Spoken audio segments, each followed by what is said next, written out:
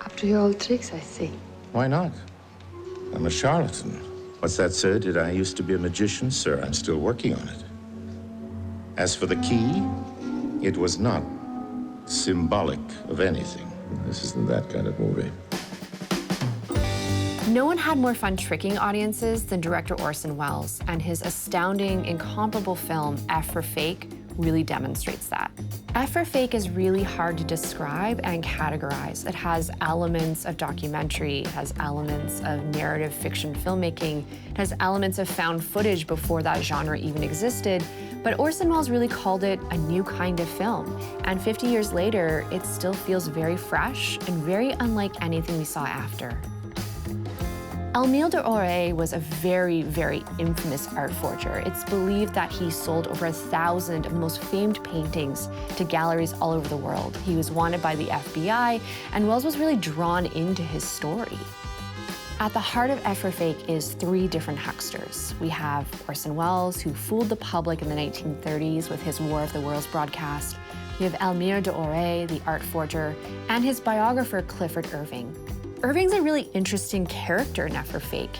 He's out there as kind of Almir's biographer, but in the end, he was under a lot of scrutiny because he faked an autobiography of Howard Hughes. These are three people that have made headlines over a 50-year span for basically fooling people professionally. During the next hour, everything you'll hear from us is really true, based on solid facts. The MVP of F for Fake, for me, is Oya Kodar. Oya Kodar was a Croatian screenwriter and actress, and Orson Welles' romantic and artistic partner for the last 2 decades of his life.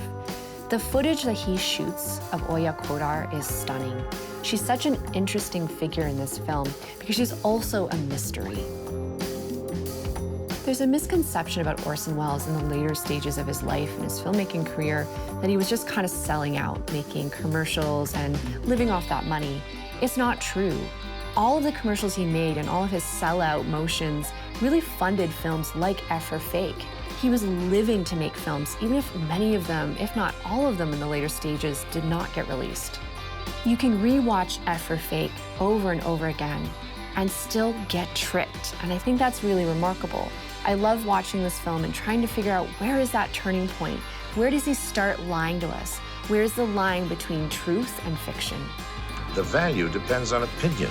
Opinion depends on the experts. A faker like Almir makes fools of the experts, so who's the expert? Who's the faker?